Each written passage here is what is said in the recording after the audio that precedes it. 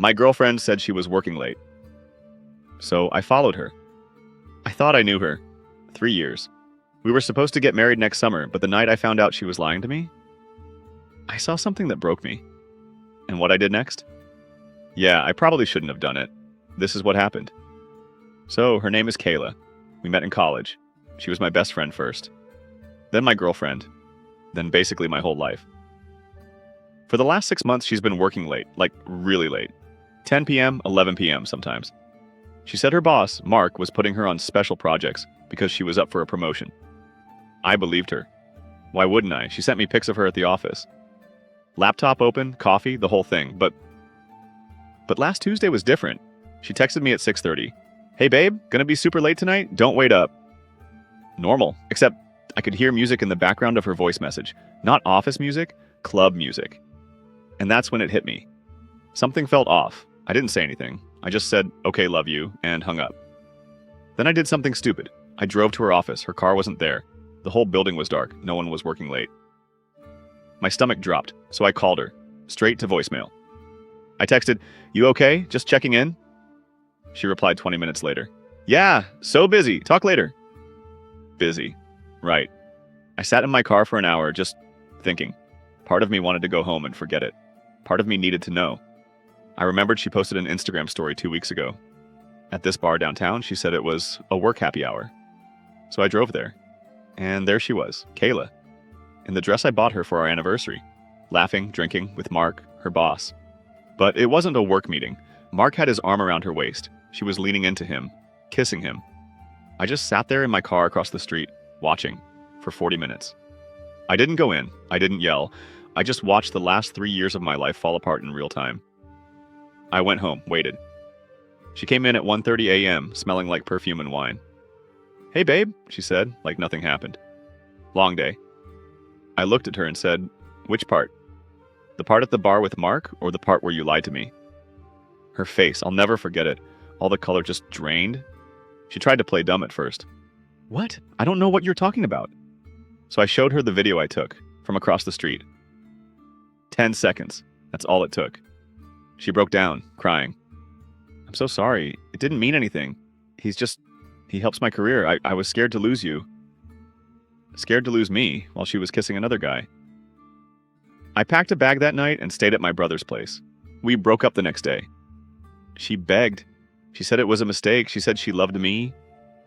Maybe she did, but love without respect is nothing. It's been 4 months now. Do I still think about her? Yeah, some nights are worse than others, but you know what? I'm glad I followed her that night. Because I'd rather know the truth and be hurt than live a lie and be comfortable. If you're watching this and something feels off in your relationship, trust that feeling. Don't ignore the red flags just because you don't want to see them. Moving on to our next story. I married the perfect woman. That's what I told everyone. Sarah was smart, funny, beautiful. We met in college, dated 3 years, married 7. We had a house, a dog, and a baby on the way. I thought I knew every part of her. I was wrong. I knew none of it. It started with a text. I was grabbing her phone to order pizza. Hers was dead. A notification popped up. Can't wait for Thursday. Room 18. D. I laughed. Who's D? She snatched the phone. Just a client from work. Client? Right. I let it go until Thursday came. She said she had a late meeting. She kissed me, kissed my belly, and left at 6 p.m. I didn't follow her. I trusted her. But at 11:30 p.m., she still wasn't home. I called. No answer. I texted. You okay, babe? She replied at 1 a.m. Meeting ran late. Home soon. Love you. She got home at 2 a.m. Smelled like perfume, not hers. I didn't say anything. I was stupid. That was the first time. For the next 2 years, it happened every other Thursday. Meeting, client dinner, work trip. I believed every lie. I even helped her pack for her work trips. I kissed her goodbye and told her to be safe the whole time she was with him. I found out by accident. 2 years later, we were moving houses. I was going through old boxes. I found a second phone. A cheap burner phone, taped under our mattress. It was hers.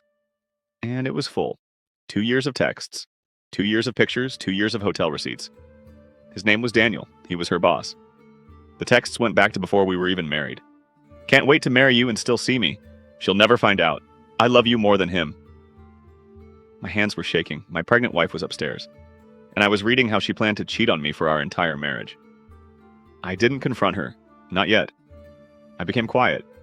I watched her. Every Thursday, same routine. Leave at 6, come home at 2. I started taking pictures. Hotel parking lot. 6:15 p.m. Her car, hotel parking lot.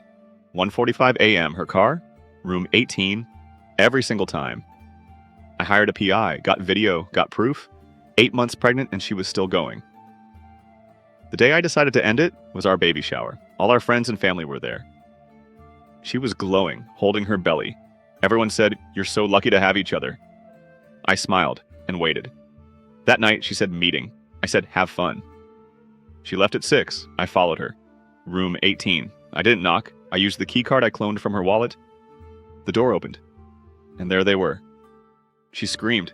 He tried to cover himself. I just stood there. I didn't yell. I didn't hit him. I just held up my phone and played the video of them from last week. She collapsed on the floor. "Please, I can explain. It doesn't mean anything." 2 years. Doesn't mean anything. I walked out. I went home. Packed a bag, and I never went back. The divorce was fast. I got the house. I got full custody. The judge saw the PI videos. She tried to see the baby. I said no. She's not a mother. She's a liar. Daniel lost his job. She lost her friends. She lost everything. And me? I lost the woman I thought I married. But I kept my son. He's 3 now, and he'll never meet her. People ask me if I'm okay. Am I? Some days, yes. Some days, I still check room 18 on Google Maps. But I'd rather be heartbroken and alone than married to someone who lied to me for 2 years straight. Trust isn't about love, it's about truth, and she had none. Moving on to our next story. I thought I was going to be a dad 4 times. That's what she told me. 4 pregnancies, 4 heartbreaks. And I stayed. Because that's what a good husband does. Her name was Emily.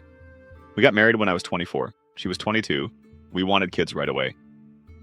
Month 3, I'm pregnant. Month 5, I lost the baby. I held her while she cried for weeks. Year 2, I'm pregnant again. Month 4, miscarriage. We went to 3 different doctors. All of them said sometimes it happens. Year 3, pregnant. Month 6, stillborn. We had a funeral, a tiny casket. I never felt so broken in my life. Year 4, it worked. I'm pregnant. This time felt different, she was showing. We bought a crib, painted the nursery blue. I took pictures of her belly every week. Month 9, her due date came. She said, "I'm having contractions." Going to the hospital. She drove herself, said I should stay and pack her bag. 3 hours later, she called. "I lost him. He didn't make it." She was hysterical on the phone. I rushed to the hospital. The nurse said, "We don't have any record of a patient by that name." I thought it was a mistake. Hospitals mess up. I asked to see her. They said, "Sir, there is no Emily here." That's when I knew. I went home. The house was empty. Her clothes? Gone. The crib? Gone. The ultrasound pictures on the fridge? Gone. She left a note. "I'm sorry, I couldn't tell you the truth. I'm not pregnant. I never was." I didn't believe it. 4 years. 4 pregnancies. You can't fake a belly for 9 months. But I started digging. I called the doctors. None of them had any record of her. The miscarriages? Never happened. The stillborn? No birth certificate, no hospital. I checked our bank statements. Every month she was pregnant, $2,000 went to a storage unit. For 4 years. I broke into it. Inside were 4 fake pregnant bellies. Silicone, with straps, wigs, padded clothes, and a journal. The journal had everything. January 2022. Told him I'm pregnant. He cried. He loves me more now. June 2022. Faked miscarriage. Bought sympathy. He proposed again. March 2023. Stillborn story. He won't ever leave me now. I'm his tragedy. December 2023. Last one. Make it big.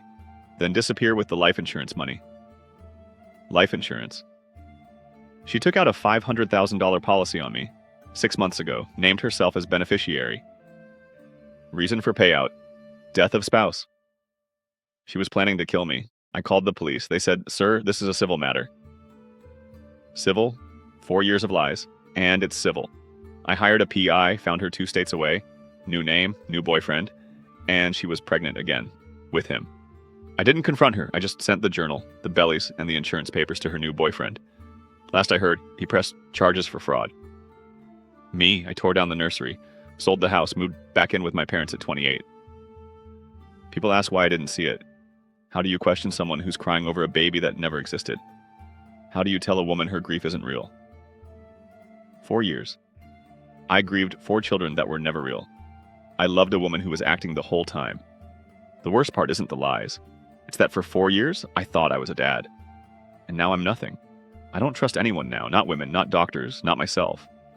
If she contacts me again, I hope she knows.